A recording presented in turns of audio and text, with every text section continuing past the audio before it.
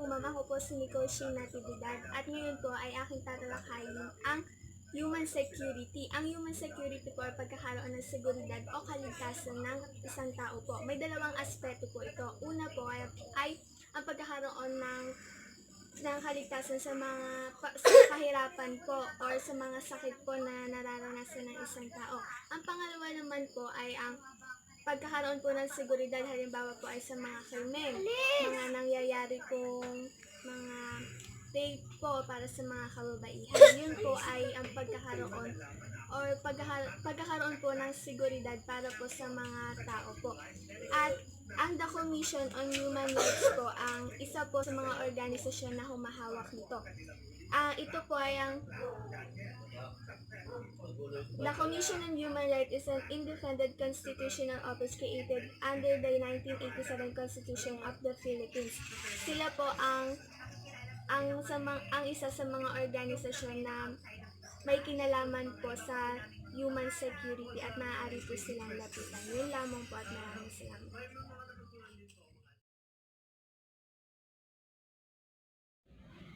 My name is Mariel May Arsalano, and I will be reporting the human security according to the United Nations Commission. The first one is seeks to protect the vital core of all human lives in a ways that enhance human freedoms and human fulfillment. They secure us, they protect us, but we are aware of our individual rights.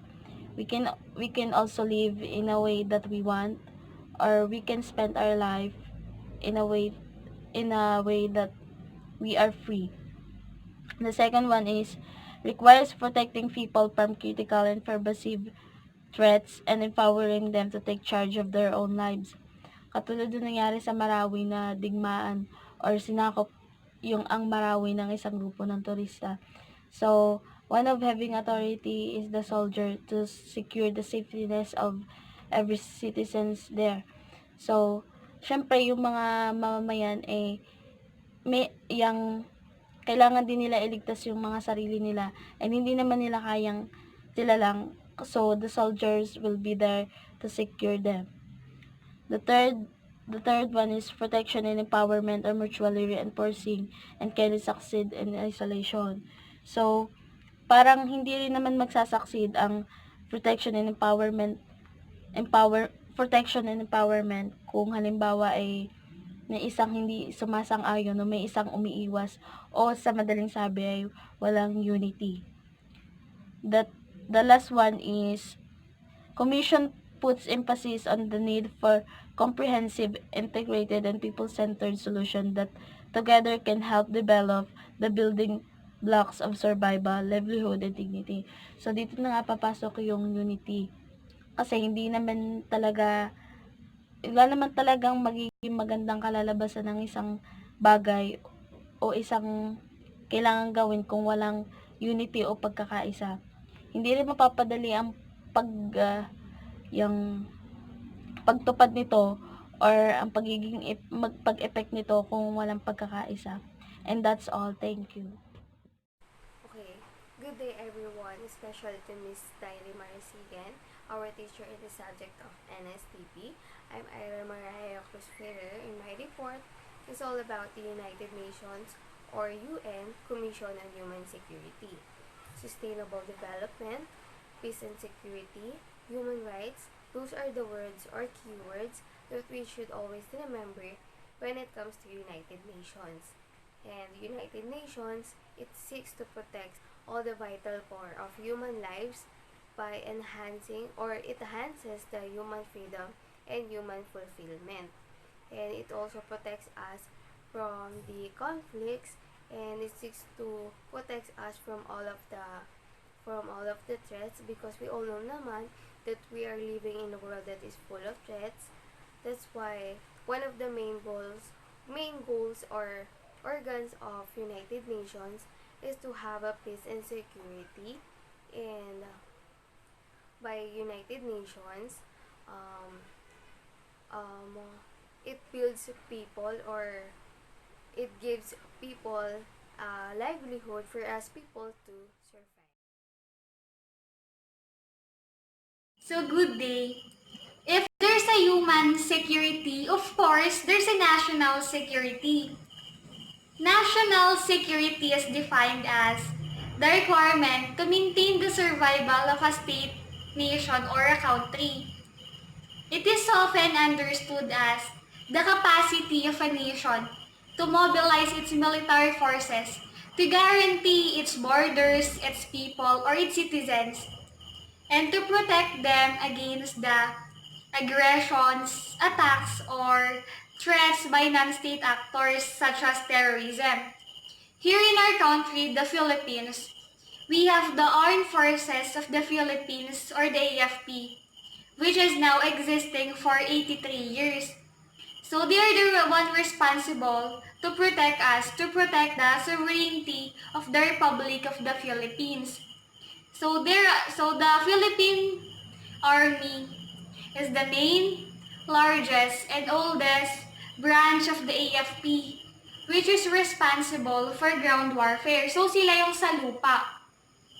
The second is the Philippine Air Force, which is responsible for the aerial service. Sila yung hukbong panghimpapawid ng Pilipinas.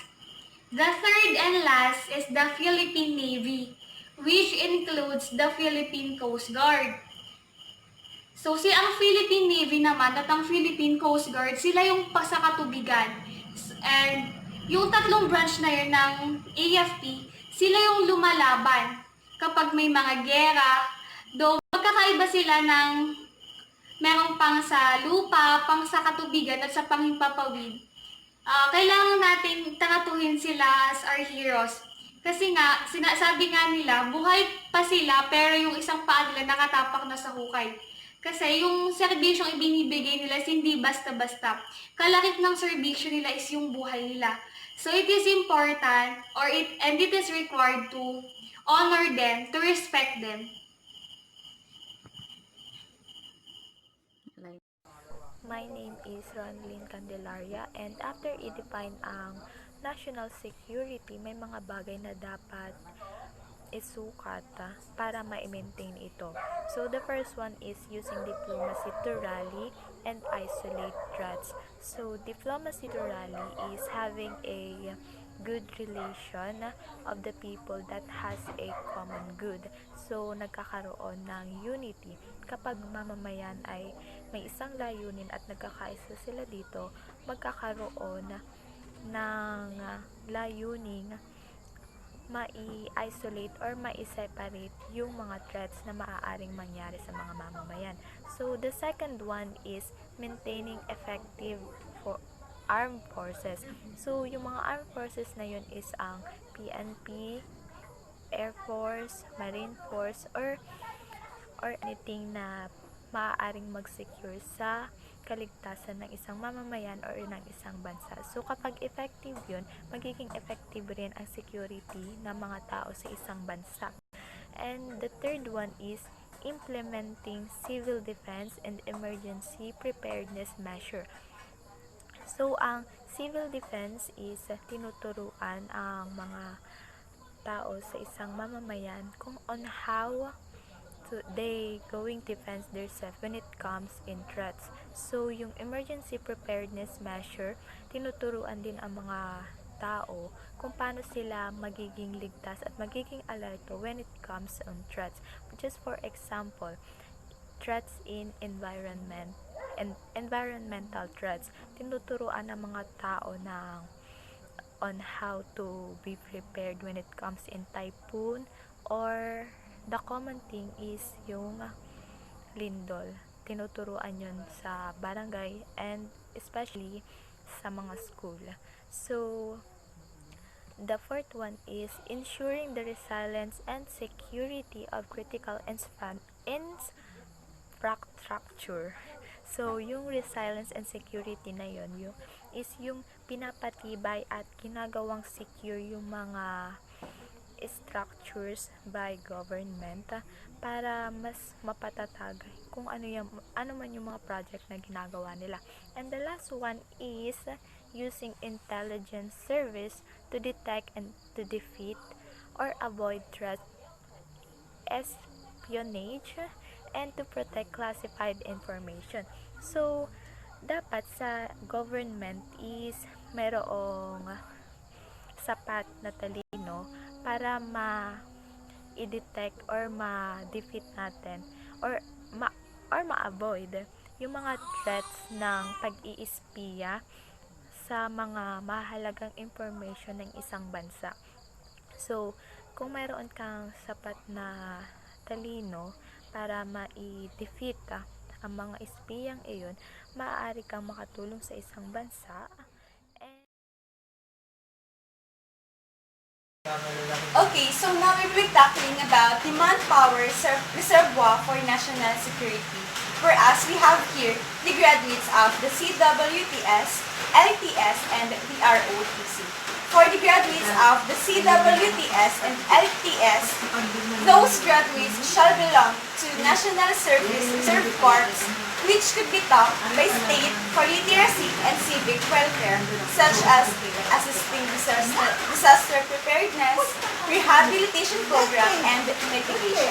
On the other hand, we also have the graduates of the ROTC component, which should form part of the AFP Citizen Armed Forces and AFP Reserve Force subject to DND requirements. During their college years, they have been trained for there to have their prior knowledge regarding this area. Ako si Camille Muhares Andaya, nagmula sa Group 2. So, ang didiscuss ko is about sa national security and NSTP. Sinasabi lang dito sa 1987 Philippines Constitution na nire-require ang mga kabataan na mag-undergo o kumuha ng service training program para sa proteksyon ng bansa. Nire-require ang mga mamamayan na mag-undergo ng military o civil service. Kasali na dito yung mga katulad ngayon, may mga kumukuha ng ROTC, LTS at saka C1. So yun ay under siya ng NSTP.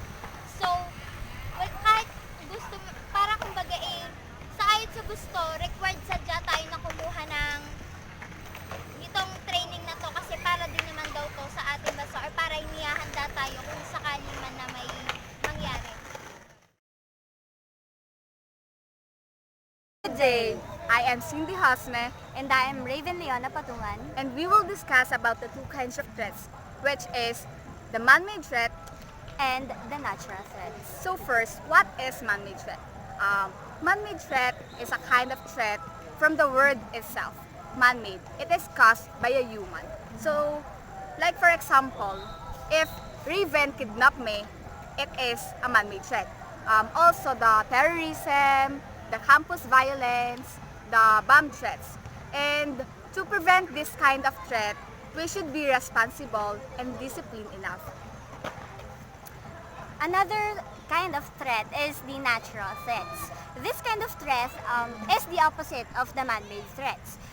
If man-made threats can be prevented, or the only solution is the self-discipline and your responsibility on how you take your responsibility, man-made threats can be prevented. But the only prevention that we can apply is the preparation.